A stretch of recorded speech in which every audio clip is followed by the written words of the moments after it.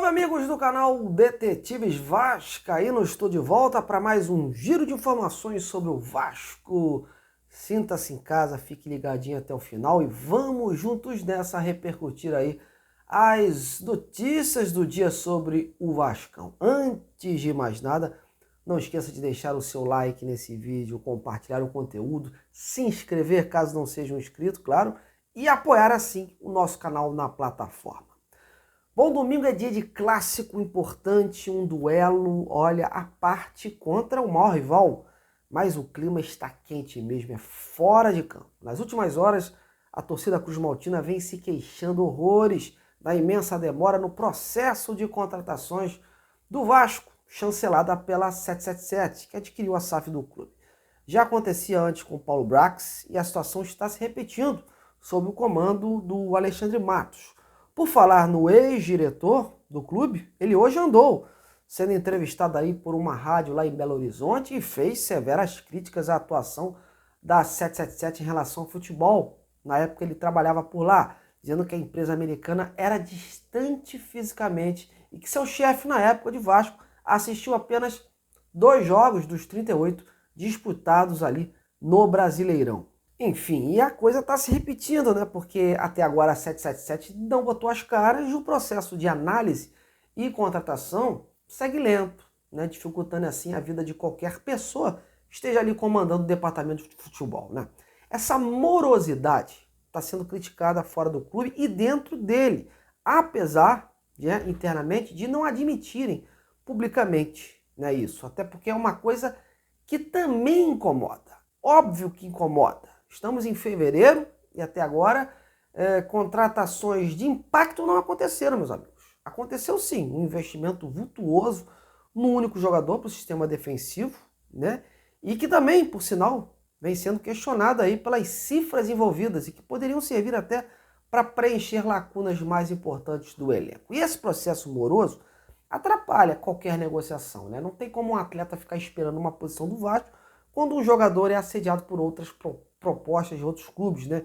Então essa etapa de convencimento precisa ser muito forte, muito bem administrada pelo Alexandre Matos, para que a situação então seja alinhada até a espera do crivo final pela 777. O Alexandre Matos mesmo mirou alguns jogadores, fez algumas sondagens, consultou condições, mas segue aí na espera da 777 para que dê prosseguimento aos negócios iniciados. Inclusive saiu uma notícia ontem de um suposto interesse do Vasco em mais um volante, o Alisson, que se destacou na Ponte Preta anos atrás e que hoje atua no Atlético de Minas Gerais. Olha, custei acreditar que esse interesse fosse verdade, até porque seria mais um volante para o elenco, que está recheado de jogadores para essa posição. Mas o interesse, a princípio, ocorreu sim, pelo menos é o que garante a diretoria do Clube Mineiro, que revelou ter havido aí uma consulta do Alexandre Matos. Mas até onde eu sei, não houve assim uma oferta formalizada. O Atlético tem interesse,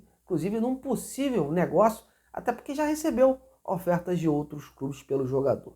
Então agora cabe ao Vasco definir se vai avançar ou ficar apenas aí na sondagem. Fato é que até o momento tem alguns jogadores para serem anunciados, mas nenhum assim que encha os olhos.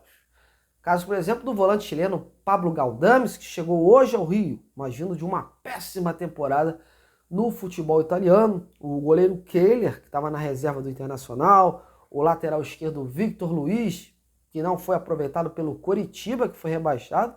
E o também volante Juan Sforza, que está lá no banco da seleção argentina, que disputa o pré-olímpico da categoria. Pelo menos esse aí é o melhorzinho deles todos. E por falar nessas contratações que ainda não foram anunciadas, como eu já expliquei para alguns seguidores de minhas redes sociais, foi uma mistura de coisas essa demora, né? Exames médicos e principalmente questões burocráticas envolvendo os ex-clubes dos jogadores, documentação e afins, mas devem ser anunciados aí nesses próximos dias. Sobre reforços, no Vasco segue tudo estagnado. Então eu não vou ficar aqui especulando, chutando o nome de jogadores para conseguir likes, visualizações, dizendo que o Vasco tem interesse em A ou B. A situação é que até o momento não há assim um atleta numa mira mais elevada, né? O Vasco fez aí várias sondagens, consultou condições de vários jogadores aí e busca ainda um jogador para o meio-campo, atacantes, enfim. O grupo do Vasco não está fechado, galera. Mas, óbvio, depende da 777 aí em dar o aval para destancar, né, essas negociações que o Alexandre Matos aí já iniciou lá atrás. Bom, mas vamos agora falar do clássico de domingo. Aliás, em falar de clássico, o Vasco vai jogar 3 clássicos nas próximas 4 rodadas. Será, sem dúvida, uma prova de fogo para essa equipe que está sendo montada aí pelo Ramon Dias e companhia. E aí a gente vai poder ter, de repente, o tal choque da realidade, para ver o nível do que está sendo realizado no Vasco, já visando aí o decorrer da temporada. Lembrando que no final de fevereiro o Vasco encara o Marcílio Dias, lá de Santa Catarina, pela Copa do Brasil, e não pode marcar bobeira. Ano passado, um exemplo de que não há mais time bobo no futebol, meus amigos.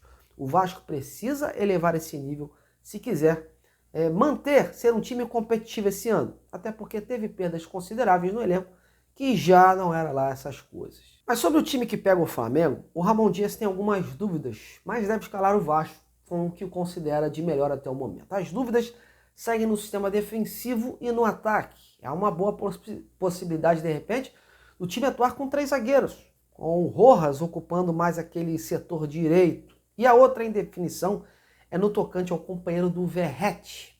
David, Rossi, Serginho, Eric Marcos, olha, a coisa tá difícil. O Vasco não contratou um cara diferenciado para essa posição e ainda perdeu o Gabriel Peck, né? E com isso, as opções não são nada animadoras. Amanhã, no último treino pronto, a gente já deve ter aí uma equipe definida para esse confronto. E vamos trazer aqui a provável escalação para você. Bom, galera, mas agora eu queria a opinião de vocês sobre esses últimos assuntos que eu destaquei, que tomaram conta aí do noticiário Cruz Maltino de hoje. Essa situação da demora da 777 na definição das contratações, a falta de paciência dos torcedores que cobram aí mais reforços para o clube e o time que vai pegar o Flamengo no domingo. Sobre a 777, né, acho que a comunicação deles é terrível, né? Deixa muito a desejar.